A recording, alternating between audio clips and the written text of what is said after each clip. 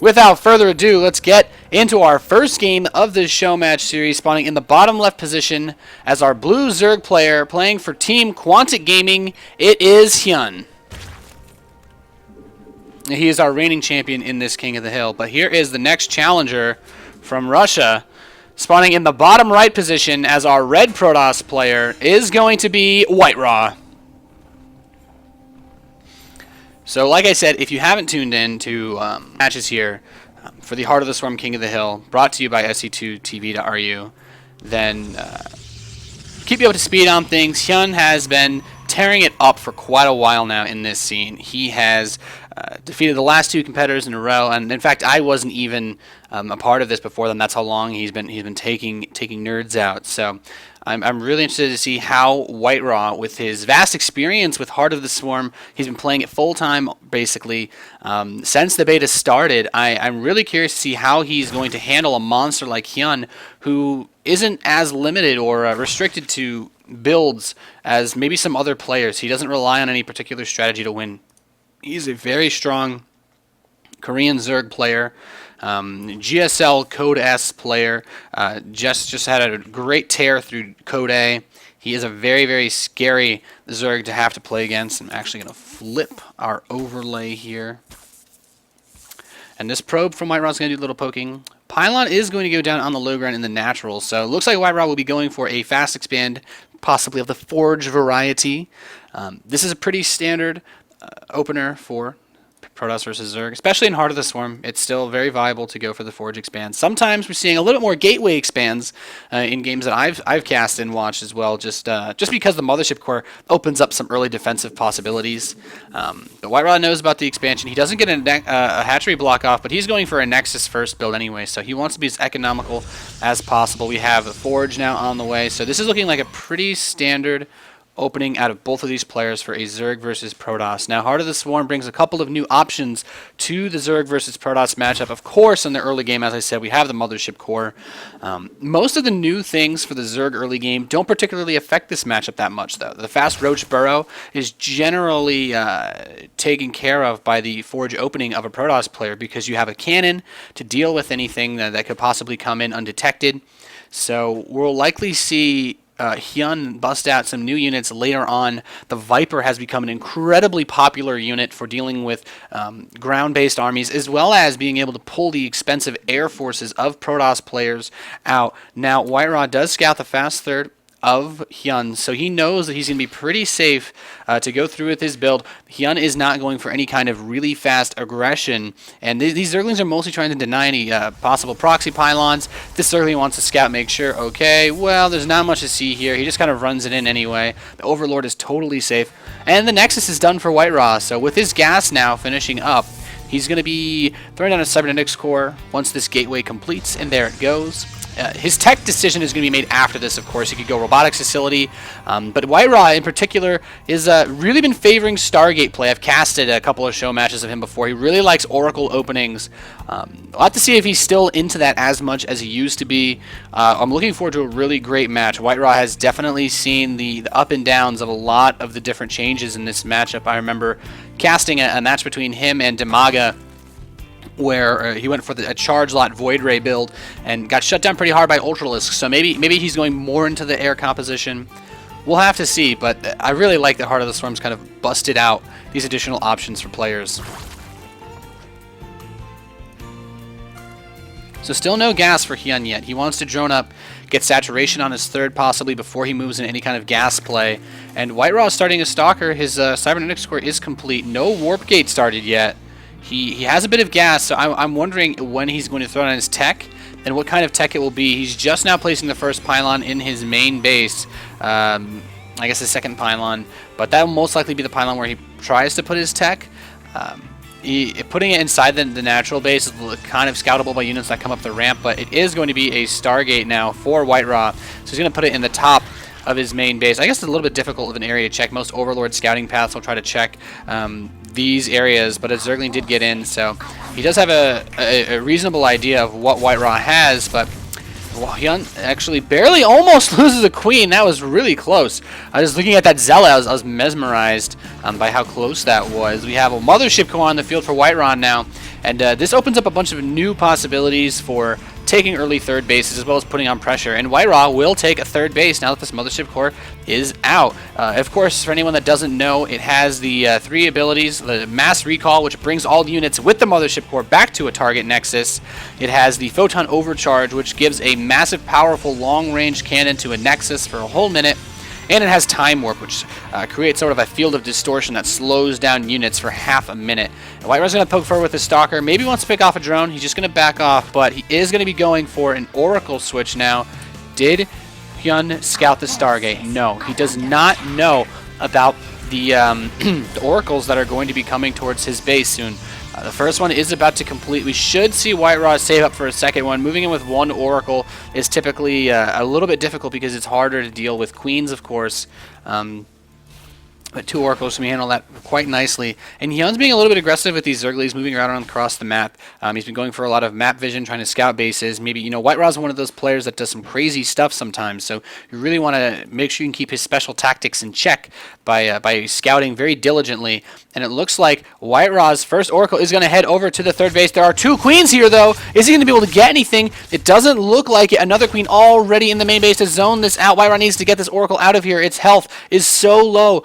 He's going to just use it to scout instead. He says, okay, I'm willing to lose this maybe if I can get a drone or 2. I'll cut my losses. He is going to get 2 drones. He might barely get out towards the natural. No, he will lose that Oracle. It's a very expensive unit, and HyuN is going to respond by taking 2 additional hatcheries. So WhiteRa getting a fleet beacon pre-10 minutes. One of the more interesting changes we've seen in Heart of the Swarm. The standard Wings of Liberty, Colossus, Stalker, Zealot into Archon with a Mothership Death Ball is no longer really an option that Protoss players go for. The Mothership has been nerfed. There's no more Vortex ability. It all comes down to unit control and composition. So that's one of the greatest things about these new Stargate units that we have. We have the buff to the Void Rays, they have prismatic alignment. We have the new Tempest, a very long-ranged air unit that can siege enemy bases.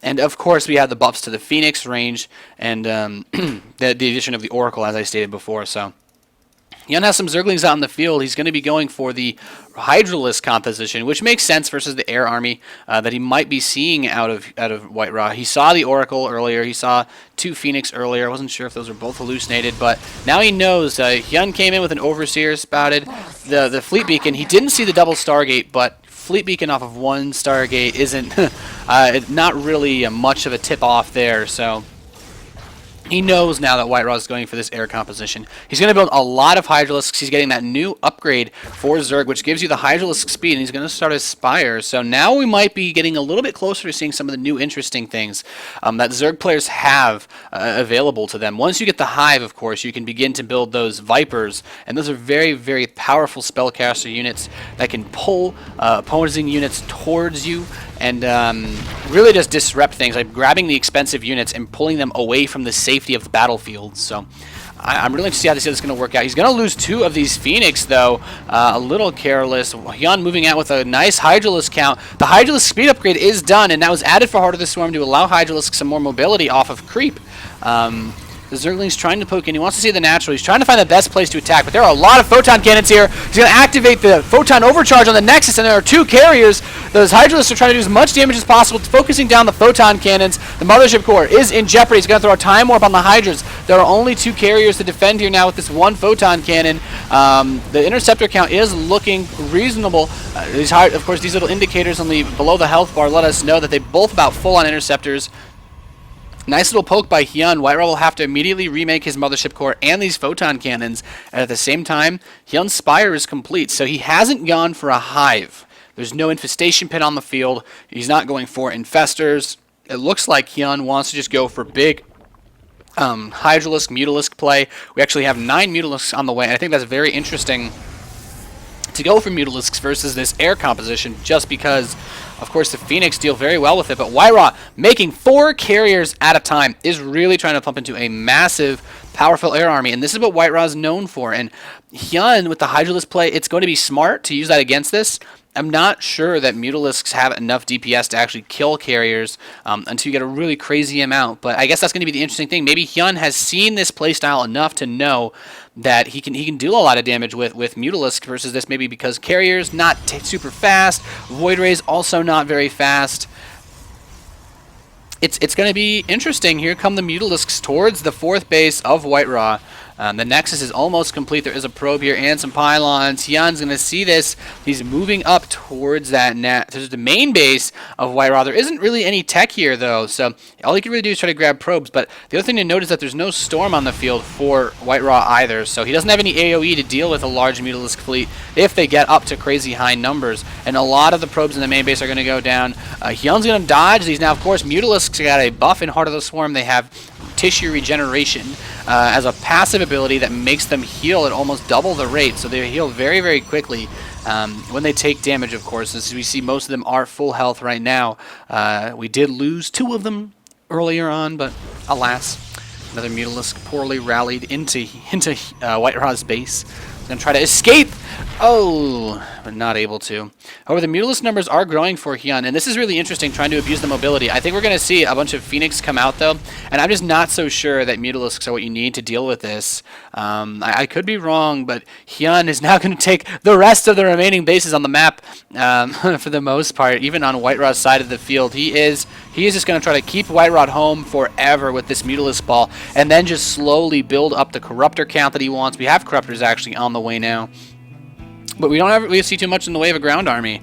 He's just got this earlier pack of Hydralisks that he made, and it looks like he's just building up and just trying to go for this super crazy high Mutalisk count to just straight up kill WhiteRa if he ever tries to leave his base.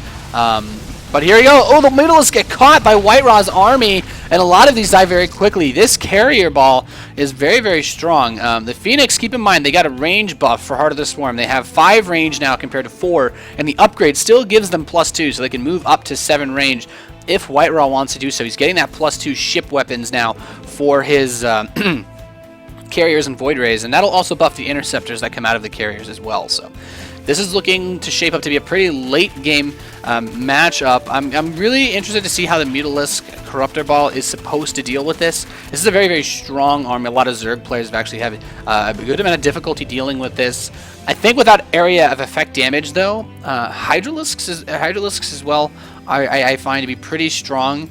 But the fact that HyuN is not going for a very large Hydralisk Infestor or Hydralisk Mutalisk push, perhaps with Corruptors, is a little interesting. He has a ton of economy now, mining gas on his opponent's side of the base, but WhiteRa is maxed out now. He's getting ready to move. He has a very large army. Let's just take a quick look. 9 carriers, 5 Void Rays, 2 Phoenix, and that's a total of 70 interceptors, and they do 7 damage per hit, so that is a lot of DPS. The Hydralisks are moving towards the natural, trying to counterattack, and the Mutalisks are going to hit the 4th base with all of these Corruptors here to help tank damage, possibly find any air units that get sent over.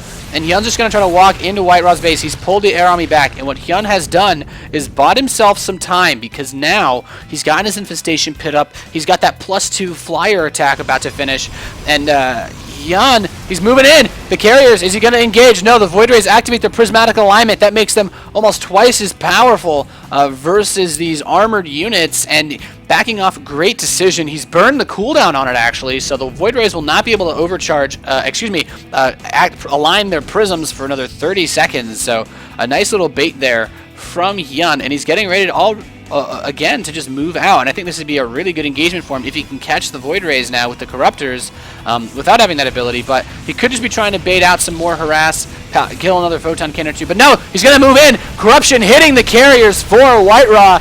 HyuN is moving towards these forces, taking a ton of damage, though these carriers did a lot, and HyuN was able to eliminate 3 of those carriers, so very nice trade for him, trading the Corruptors for the carriers. Definitely good. Those carriers take 2 whole minutes of in-game time to build, so WhiteRa's trying to take additional bases, but realizing he is kind of stuck on 4 right now. This probe is going to go up here, and he's going to be like, hey, wait a second, you're mining my gas. Oh, man.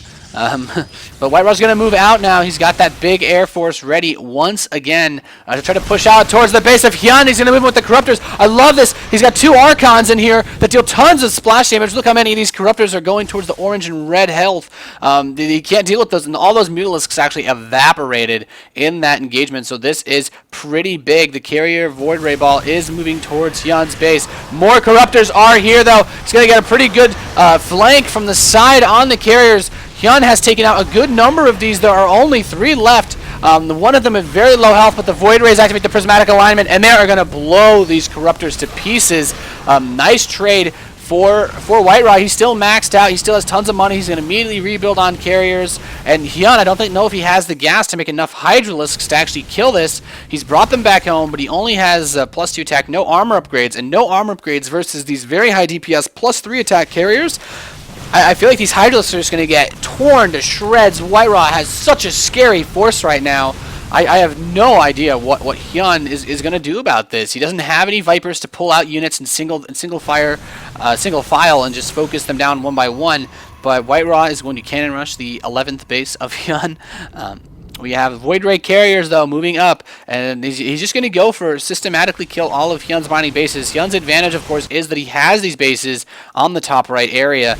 In a base trade scenario, he'll have a little bit more time. He has a decent amount of economy. We have harass coming from other sides as well, and there's nothing really here to challenge WhiteRa's massive air army. This is a very scary force to have to deal with. Now he's going to head over to the right side to clean up the bases there. But HyuN still has a 3-base economy. He has this technically 4th base, but this one will die soon, it looks like, if WhiteRa continues on his current path of trajectory. And with these 4 additional carriers out, this is so difficult to kill. He needs, of course, Roaches to tank against any kind of ground army, but Infestor Hydralisk, this is going to be very scary. I'm actually not sure how HyuN's going to do it. He's running out of money in his bank. And the thing is, even if he does kill some more of WhiteRa's units, WhiteRa has 5,000 minerals banked. He has 1,200 gas. He is fine to rebuild, mass up on charge lots, whatever he wants. I'm actually really curious to see how many gateways he has. Okay, so he's added on a bunch of gateways. He's getting charged now. But yeah, he's now moved up to 10 warp gates, so he'll be able to supplement his forces with additional army. And now he's taking out the right side bases, and HyuN's economy is slowing down versus WhiteRa's. Great fungals, though, well aimed. Going to be able to. They are now projectiles, so you have to kind of pinpoint where your opponent's army will be. And HyuN is managing to grab some, but fungal growth no longer does bonus damage to armored, so it's not going to be enough to just kill all of these forces. So HyuN is in a very, very scary spot. He has a good amount of gas. He needs to get his mining together, though, on his additional mineral patches so that he can continue to actually produce Hydralisks. He's got a somewhat lopsided resource pool, and I don't think Mass Infestor is going to do it for him.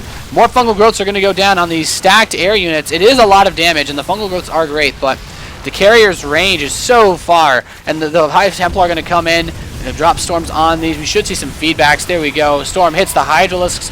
I'm not sure this is going to be it. WhiteRa seems to have crushed the army yet again of HyuN, and this is a really, really scary force. The Void Rays have taken a lot of damage. I think maybe some more Hydralisks. If HyuN had a bigger force, the Corruptors did a good job of sniping out some of the carriers, but they simply weren't enough to actually turn the tide to the point where HyuN could definitively take a fight. He needed some Hydralisks to deal with those Archons, and some drones are actually going to get caught here by WhiteRa as well. He seems to have taken a dominant stance, and as many bases as HyuN had before, WhiteRa is saying, okay, well, you took all of these bases, and I'm simply going to kill them all and take them for myself. I don't really care that there was creep here. For half the game, I can just build now, and HyuN has these drones burrowed very cleverly. And, well, WhiteRa got across the field again with this big air ball, but there's simply not enough from HyuN to stop it. 122 supply to 200. WhiteRa is converging on HyuN's base. Infestor's beginning to die. Fungal growth hitting the carriers. It's barely a flesh wound. Moving forward, and there are so many interceptors. We have 56 right now, so a good number of those did die, but there's the GG. Game number 1 of this best of 9 series goes to WhiteRa.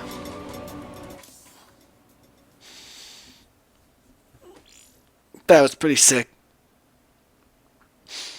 No Tempest even. A lot of the changes that were made to the Infestor for Heart of the Swarm make going air toss a lot easier because of the nerfs to fungal growth, namely the armor damage reduction, and the nerf on Infested Terrans. So WhiteRa didn't actually have any new units in his Death Ball. There weren't any Tempest. It was just carriers, and well, that's a personal favorite unit of WhiteRa. So I'm not surprised. Well, guys, we're going to have to see what's going to happen in game number 2. WhiteRa takes a quick 1-0 lead over HyuN. We'll see you guys right when we're about to get into that next game.